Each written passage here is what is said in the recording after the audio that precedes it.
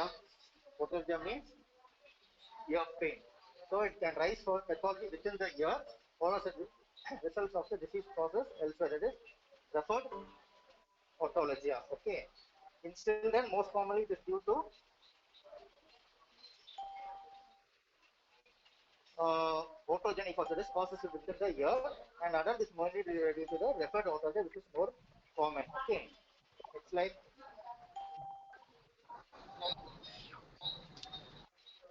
yes. Now we will see the anatomy of the sensory supply of the ear. Okay, which is very highly complex, and this can lead to the diagnostic difficulty in the patient presenting with otologia, particularly when it is the only symptom. And it the sensory supply involves more four cranial nerves and two cervical nerves, which contribute to the sensory supply of the ear.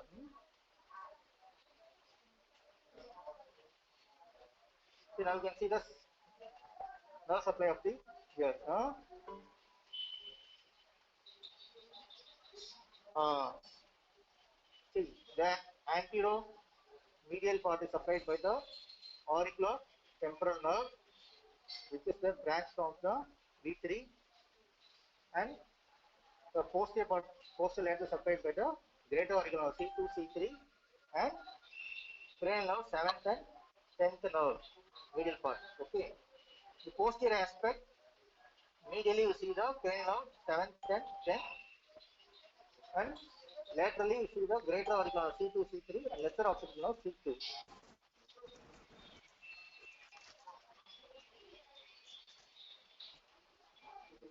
The greater auricular nerve and to lesser extent lesser auricular nerve gives central supply to the whole of the cranial surface of the pinna and to later surface below the meatus, C2, C3. Now, auriculotemporal nerve, branch of the mandibular division of the trigeminal nerve, supplies the lateral surface of the tympanic membrane, external acoustic meatus, and the lateral skin of the pinna above the level of the external meatus.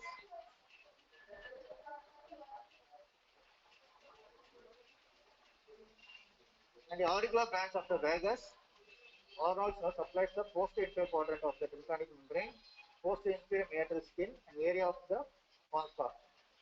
The extent of the facial nerve innervation to the ear roughly corresponds to that of the vagus, but its contribution is sparse. So next we go to the diagram. This is nerve supply. Okay. You can see the branches from the auricular temporal nerve, which supplies the sensory apparatus to the anterior auricular tragus. So, when there is rapid otologia from the temporomandibular diseases, dental pathology, parotid. So, you get the rapid otologia to the these regions. Okay. Likewise, for Jackson nerve, the sensory apparatus from the middle surface of the tympanic membrane, especially promontory. So when you get, whenever you have tons like this, pharyngitis, usual syndrome, sinusitis, vertical tumor, you are referred to these areas. Likewise, for Arnold's nerve supplies to the floor of the external canal, concavity of the concha, lateral surface of the membrane. Then referred voltage can be from the GRT, laryngeal tumor, and thyroid inflammation. Thyroid tumor inflammation of the thyroid. And posterior auricular nerve or lesser occipital nerve. The supplies sensory apparent from the posterior auricle and preauricular skin overlying the parotid and skin overlying the mastoid. Okay. So the referred ophthalmology is usually get from the cervical spine degenerative diseases and any whiplash injuries and cervical meningiomas.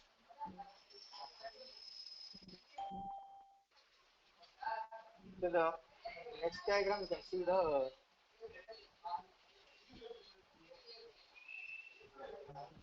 அந்த diagram நான் போட சொன்னது அதுல போட்டு okay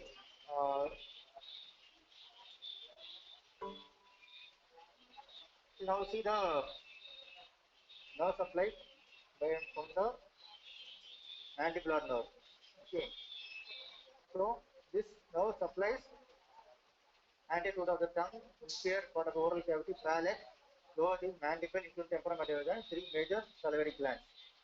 Okay. So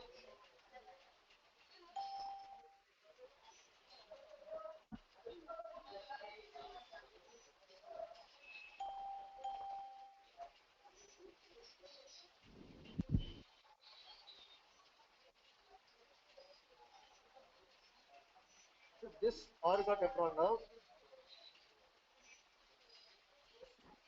passes through the foramen ovale and joins with right genital ganglia to the cortex frontal lateral side.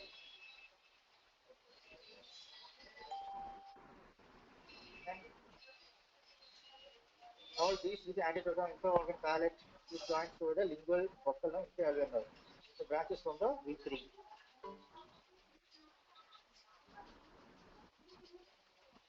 Likewise for the glossopharyngeal nerve.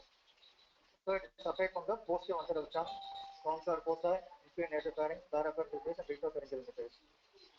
And these two pharyngeal and lingual tonsor branches of the glossopharyngeal nerve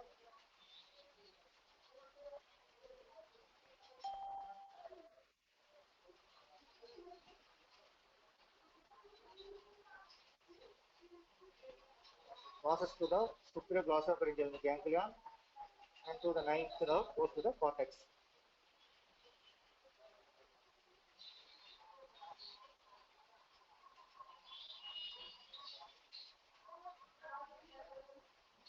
And from the vagus nerve, you get the referral voltage from the supraglottic larynx, laryngeal and lingual surface of epiglottis, and lower pharynx.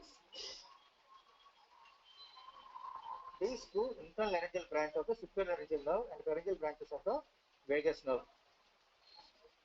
They join with the tympanic plexus and auricular nerve to supravagal ganglia and through vagus to the cortex.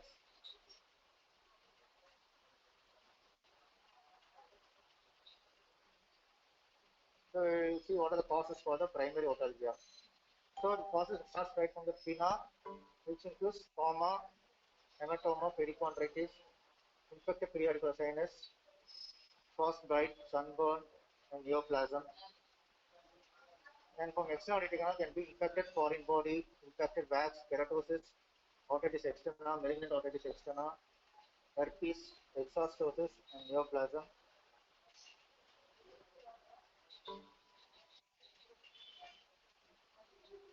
And medullary causes like bullous meningitis, acute otitis media, secretory otitis media, traumatic operation, hemotympanum, barotrauma, and neoplasm.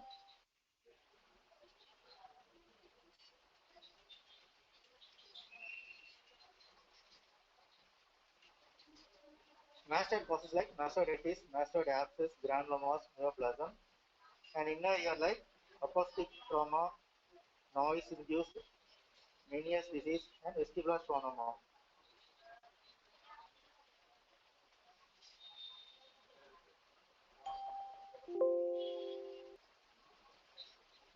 So we see the treatment of the causes. Okay. So usually, if there is wax means, so wax is nothing but is normal ceruminous and sebaceous gland secretions. Due to excessive secretion, the narrowing of the external canal, and it leads to infection. It causes pain, deafness, and stiffness, and removal is the removal of the wax is treatment. Okay.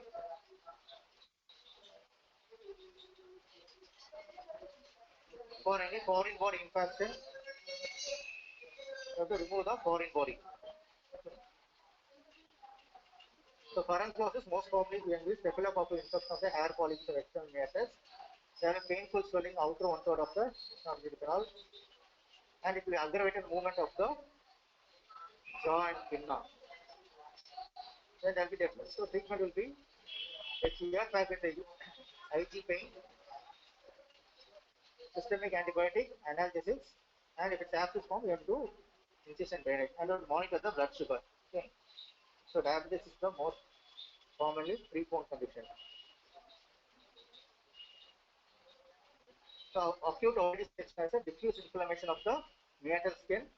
It can lead to hot humid climate, occurs in fever, trauma, and unskilled instrumentation, catching of ear canal with ear pin or using excessive ear buds. which is cleaning of ear canal after swimming, existing CSOM, secondary infection can occur. Possibly, almost most commonly is due to Pseudomonas, Staphylococcus aureus, and Proteus. So, clinical features is hot burning sensation, pain, and a series of purulent discharge will be there. The skin will be red, swollen, and tender. Sometimes the debris will be cheesy, deep in the matrix. Pain is elicited by give pressure over the tragal. Okay, called as tragal sign. And treatment comes of oral toileting, antibiotic mix, systemic and topical antibiotics, and analgesics.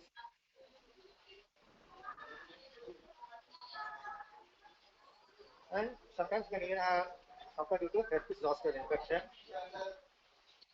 So it's a viral infection affecting the delicate ganglion of the facial nerve. And the patient will have severe otolithia, vesicular rash, the pinna or external auditory canal. Usually to be present with seventh nerve palsy, which is called as Ramsay Hunt syndrome, and contains of oral antiviral drugs, mainly acyclovir. And fungal infection of the ear canal is called as otomycosis. Most common will be Aspergillosis, Niger, Aspergillus fumigatus, and Candida albicans. So predisposing condition of hot and humid climate, topical antibiotic, long-term topical antibiotic use for CSO otitis externa, and clinical features consist of itching, pain, discharge with musky color. So in arthroscopic examination, you can clearly see the filamentous growth with granite deposit. Okay, treatment consists of oral toileting and antifungal agent.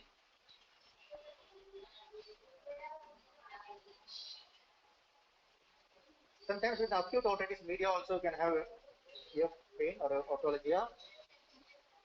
It's most common in infant and children. Positive organ is Streptococcus pneumonia. Predisposing is anything that is affecting the vestibular upper respiratory tract, infection, adenoiditis, like that. So patient will have deafness, pain, fever, ear discharge, congested bulging tympanic membrane. Sometimes it pain will reduces with the perforation in the ear. So management consists of antibiotics, analgesics, antibiotics, nasal decongestant. If patient is not, if pain is not reduced with antibiotic, then you have to plan for myringotomy.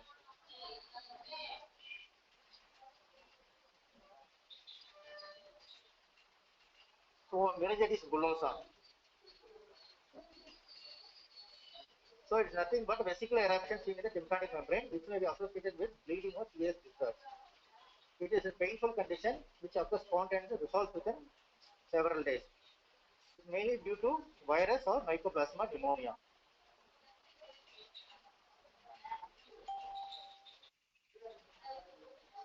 So what is referred to autolgia?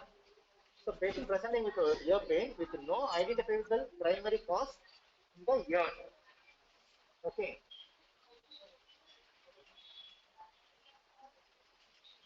So most common is malignancy. This is the most common cause for referred to autolgia. So malignant tumors involved in the upper area of digestive tract and present various symptoms depending on the site of the origin. So sometimes it can be the only presenting symptoms in malignancy. The bird origin can be the only presenting symptom. Okay. Our full examination of oral cavity and flexible nasal endoscopy to examine the pharynx and larynx is essential. So it's essential before you come to diagnosis of any otology.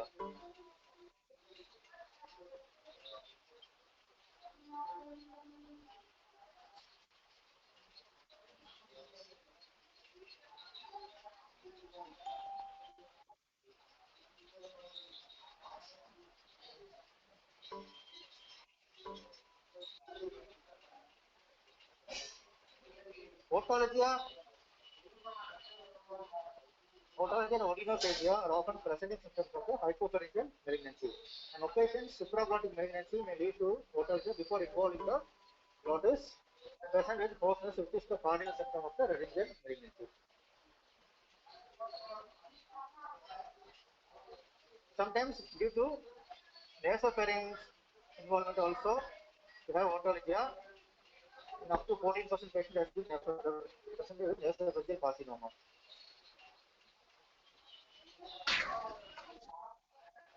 And neoplasm arising from the infratemporal fossa can also cause referred autologia, right? Where trigeminal nerve, Arnold's nerve, Jackson's nerve.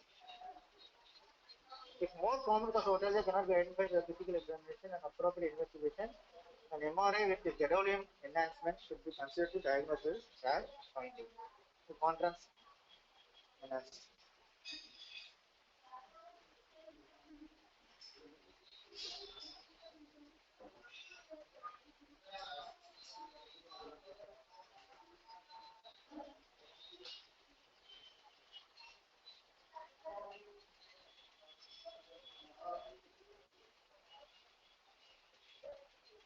The dental causes like teeth or periodontal tissue infections, temporomandibular joint dysfunction syndrome. You can see clearly this diagram. See, from cervical spine causes like cervical spondylosis, caries spine through C2, C3, and any this is not temporomandibular joint or impacted to dental caries through via the fifth nerve. And infections from the tonsillitis, peritonsil abscess, Eagle syndrome, oropharyngeal malignancies through glossopharyngeal nerve and spread out the autologia. And any lesions involving valvular epiglottis, larynx, laryngopharynx through vagus, you can have referred autologia. Okay.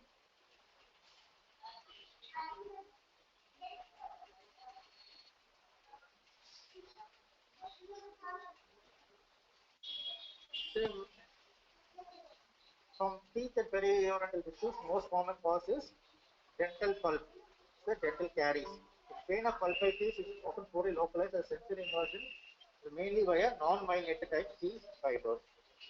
Pain associated with acute periodontitis and acute apical abscess tends to be a severe, throbbing, and localized to the affected tooth. But if inflammation is mild and chronic, local inflammation may be poor.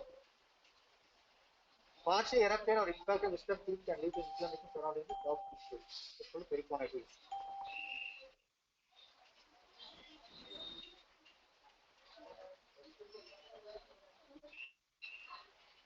Sometimes chronic periodontitis can present poorly localized facial jaw pain, refer autologia. Now, this one is temporomandibular joint dysfunction syndrome is very important. So most of the time patients come with autologia, but you don't have any pathology in the ears. Okay. So, cardinal feature of temporomandibular is a diffuse pain felt in and around the joint, crepitus and trismus. Pain is most common prevalent symptom. Autologia has been reported with symptom of temporomandibular dysfunction 50% of the patients. Bruxism is the major etiology factor and has been reported to be present more than 5% of 50% of the cases.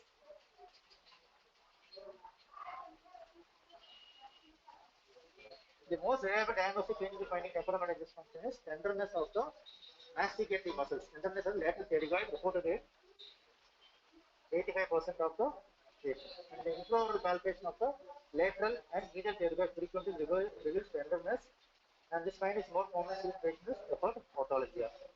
Radiology rarely contributes to the diagnosis, but MRI can demonstrate joint effusion and internal realignment of the joint. So the mainstay treatment of temporomandibular dysfunction is rest, soft diet, and simple analgesia, particularly non-steroid anti-inflammatory drugs. Application of local heat can be benefit. Benzodiazepine or low-dose tricyclic antidepressant can help sometimes for the refractory symptom. A small proportion of patients require further investigation treatment by maxillofacial surgeons. And temporal surgery is generally considered as only last resort. From cervical causes, pain referred from cervical spine usually persistent, retroauricular or infraauricular and frequent related to neck movement. So most common is due to the cervical spine degenerative disease. And first line of treatment should be always conservative with analgesic and physiotherapy.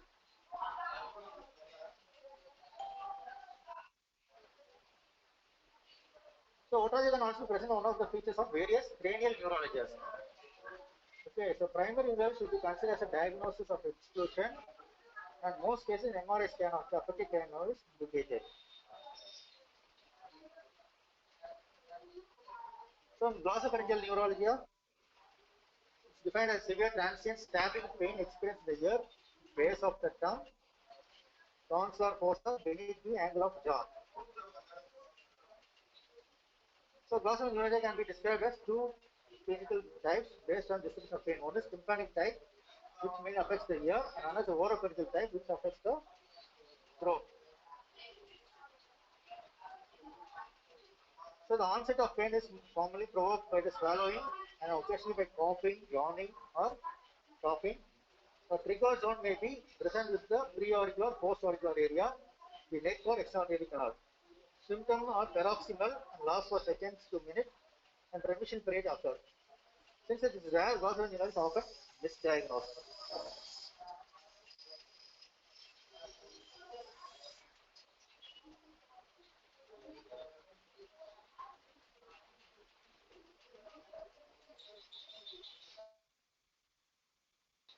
Vascular compression of the nerve at the root entry zone is the main cause for idiopathic glossopharyngeal neuralgia.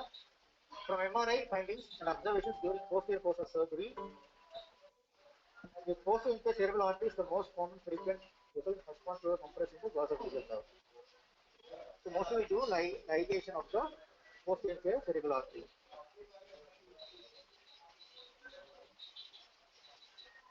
The other secondary cause of glossopharyngeal neuralgia includes styloid syndrome, CP angle tumors, parapharyngeal space lesion, pharyngeal malignancies, and posterior fossa AV malformations and multiple sclerosis. So current line, first line of treatment is Varmazypin. So most common surgery involved is microvascular decompression. The process demonstrated complete pain relief in 64 to 75% of the patients, substantial improvement in further 15 to 20%. Nerve section can also be performed either to posterior fossa approach or through neck or with transcondylar approach. Then we go to the Eagle syndrome. So it's otherwise called as styloid syndrome. This is the neurology secondary to the elongated styloid process or mineralization of the styloid ligament. The normal styloid process approximately 2.5 centimeters in length, and it can be accepted to be longer if it exceeds more than 4 centimeters. The symptoms are postulated to occur as a result of compression of the hypoglossal nerve, impingement of the carotid vessels, or the inflammatory changes at the intersection of the styloid ligament. The symptoms are classically a dull pharyngeal pain, often located within the tonsillar fossa, with radiation to the maxillary ear, orinophagia, and a boring body sensation. Although there may not be any specific findings on examination, the styloid process may be palpable in the tonsillar fossa region, and this can aggravate the symptom. So local injection of local anesthetic temporarily relieve the pain. Radiological diagnosis of elongated process can be made either by orthophantomography or CT scan.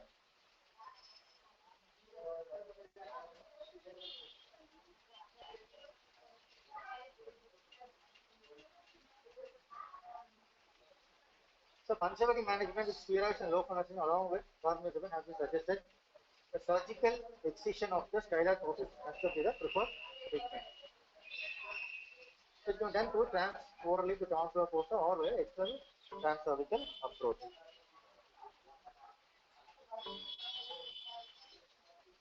The genital neurology is also known as intermediate nerve neuralgia or Dolores, Dolores of nervous intermediates, a rare disorder characterized by brief paroxysm of neurologic pain felt deeply in the ear. Although the etiology is often not clear, symptoms have been tied to the vascular roof and previous herpes zoster infection. So management includes surgical management concentrated on the nervous intermediates and genital ganglia and vascular decompression. Genital gangliotomy alone is inadequate and nervous intermediate section is also required. The other miscellaneous conditions are Inflammatory condition affecting the pharynx, paropharyngeal spaces, larynx, major salivary gland, cervical lymph nodes, and thyroid can all cause referred otolgia. Cardiac pain can also present otolgia via vagal pathway. So how will you evaluate a patient otolgia? So you have to do ear examination. If there's normal, examine the nose, pharynx, larynx, cervical spine, temporomandibular joint, oral cavity, and other symptoms including laryngeopharyngeal reflex, neurological, and audiometry. If the abnormal finding, do normal neurology and abnormal neurology examination. So, if the abnormal here means you have to rule out aortic sectional, meningitis, foreign body, skin lesions. In abnormal neurology, you have brain aortic sectional, complications of aortic disc, TB.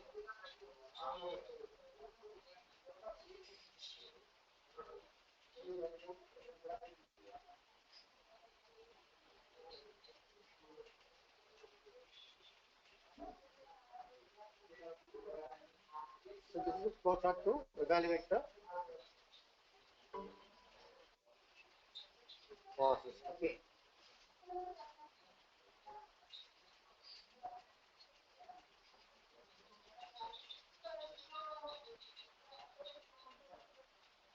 Okay, ma'am. Thank you.